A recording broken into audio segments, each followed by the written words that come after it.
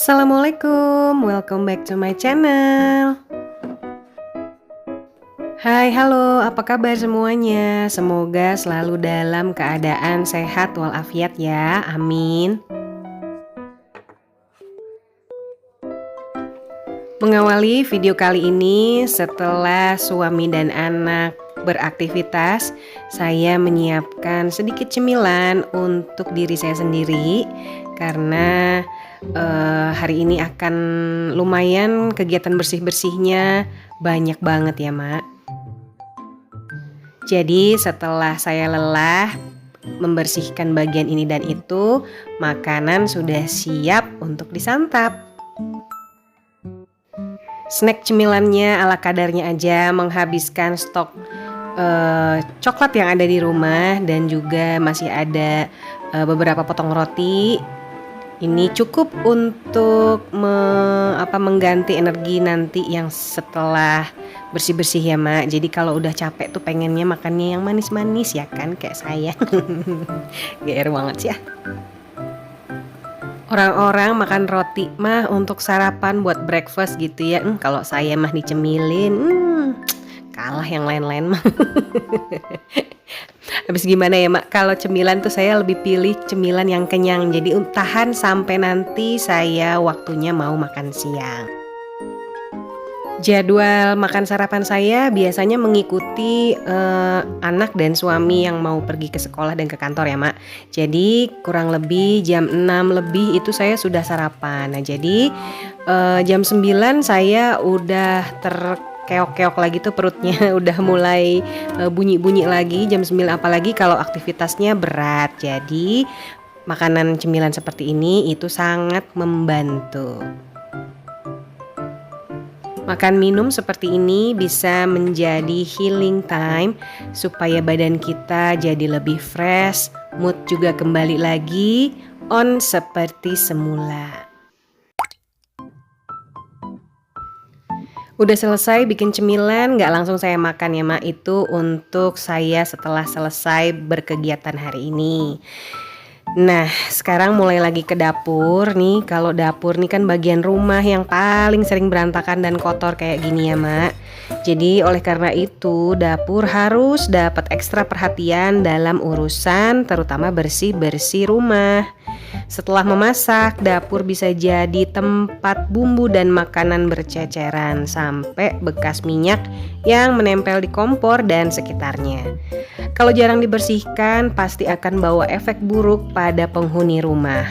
Memang sih butuh waktu lama ya sampai dapur benar-benar jadi kinclong. Tapi ada caranya kok yang bisa kita lakukan setiap hari. Cara cepat membersihkan dapur. Biasakan untuk tidak menumpuk cucian piring kotor. Tumpukan piring akan membuat dapur makin kotor ya Mak. Dahulukan mencuci piring itu dari cangkir, gelas, pokoknya yang kecil-kecil tuh sebelum pindah ke alat makan lain, piring-piring, kemudian panci-panci. Bagian yang lebih besar itu pokoknya jadi bagian terakhir yang dicuci. Kalau saya punya 2 spons. Yang satu spons untuk kotoran yang berat, minyak-minyak yang berat yang seperti santan gitu, yang kuning-kuning gitu ya Mak. Kalau spons yang satu lagi itu untuk kotoran yang ringan. Barangkali mak-mak ada yang tahu cara membersihkan teflon dengan keadaan yang berjamur seperti ini. Ini biasanya saya pakai untuk memanggang roti dengan mentega ya, berarti ya nggak pakai minyak.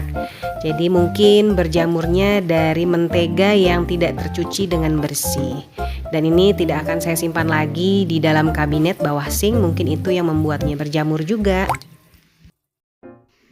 Sejak punya kabinet yang permukaannya glossy seperti ini, itu sering banget ada jejak-jejak jari tangan ya Mak, jejak-jejak minyak juga. Meskipun glossy itu memudahkan kita untuk membersihkannya, tapi tetap saja noda-noda jari itu tidak enak dilihat. Apalagi saya yang paling sering nemuin banget jejak jari tangannya. Ini kalau dilihat kayak gini kelihatan gak sih ya Mak? Soalnya agak-agak kayaknya harus dimatikan dulu nih lightnya.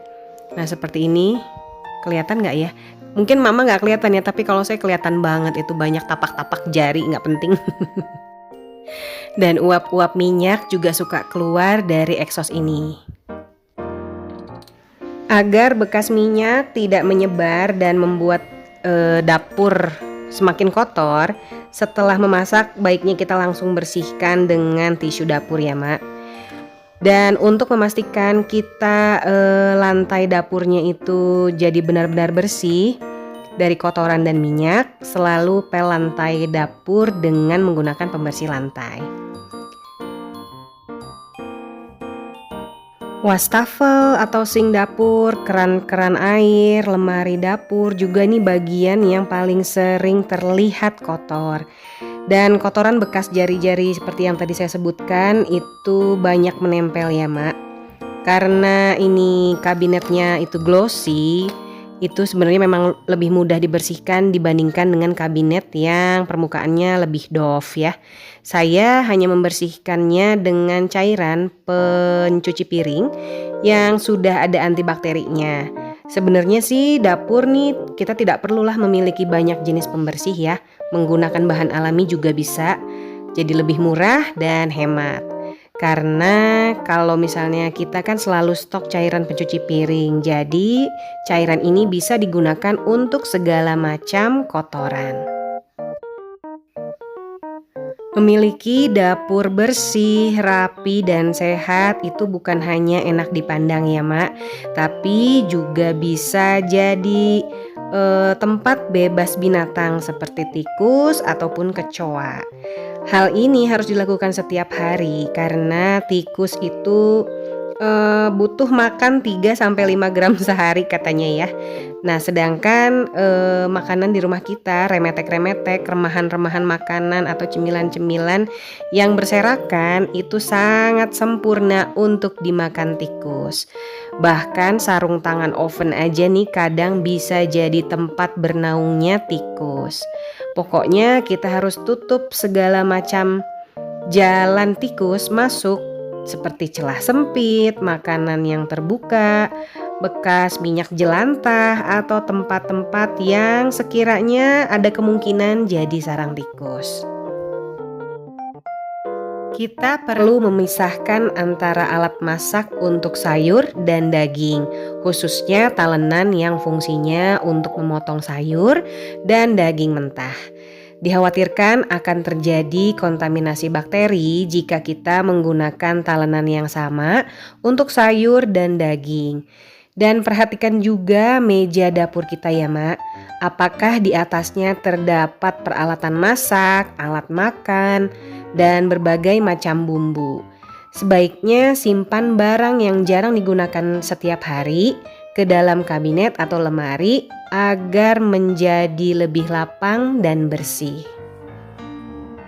Pengalaman saya yang udah memajang hampir seluruh peralatan masak di dinding dapur itu sangat sulit pada saat membersihkannya karena semua percikan minyak meskipun yang berada di belakang atau agak jauh dari kompor itu tetap ada bekas uap minyak ya Mak. Jadi bikin yang semua digantung itu jadi lengket-lengket gitu. Jadi kalau misalnya kita membersihkan jadi banyak banget PR yang harus kita bersihkan.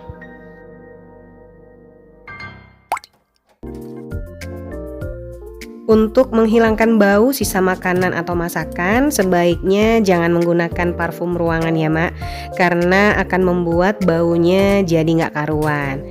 Usahakan buka semua jendela pada saat memasak, menyalakan kipas atau exhaust fan, buka juga pintu dapur kalau ada pintunya minimal 15 menit agar terjadi pertukaran udara. Jadi dapur tetap harum, tidak ada bau bekas masakan, dan jadi tetap sehat. Tikus memang nggak bisa masuk kulkas ya, tapi tetesan makanan atau darah amis dari protein hewani yang keluar dari kulkas bisa saja menempel di lantai dekat area kulkas. Apalagi kalau kita misalnya menyimpan makanan di atas permukaan kulkas. Di bawah kulkas juga jadi tempat yang sempurna untuk tikus bersembunyi. Jadi pastikan area ini bersih baik di luar kulkas ataupun di dalam kulkas. Yang terakhir ini yang biasanya yang paling mudah tapi yang paling malas. Selalu buang sampah setiap hari. Kalau ini di rumah saya biasanya udah jadi tugas paksu setiap malam. Kalau perlu bersihkan juga tempat sampahnya dengan rutin agar tidak meninggalkan bau dan kotoran. Dan buang sampah harus benar sampai bersih banget ke dalam tempat sampahnya ya Mak. Jadi nggak ada yang nyangkut tuh tulang-tulang, tulang ikan atau misalnya sisa sayuran ataupun tetesan-tetesan minyak. Nah seperti itu harus benar-benar bersih. Kalau untuk membersihkan saringan eksos seperti ini saya tidak punya waktu tertentu ya Mak. Begitu terlihat kotor langsung saya bersihkan aja supaya tidak berkarat. Dan alhamdulillah semuanya sudah bersih. Tuh kan udah selesai kerjaan, ada makanan langsung dimakan. Aduh ini rasanya surga banget ya Mak. Surga untuk perut, pikiran dan tenaga, pokoknya semuanya. Dan setelah ini sudah selesai semua, tinggal saya istirahat sejenak sebelum masuk lagi ke dapur untuk masak makan siang. Terima kasih ya Mak udah nonton dan dengerin ocehan saya sampai sini. Mudah-mudahan mudah dipahami dan bisa bermanfaat untuk yang menonton ya. Jangan lupa untuk kasih like, komen, dan subscribe. Sampai ketemu lagi di video saya selanjutnya. Wassalamualaikum warahmatullahi wabarakatuh. Bye-bye Mak.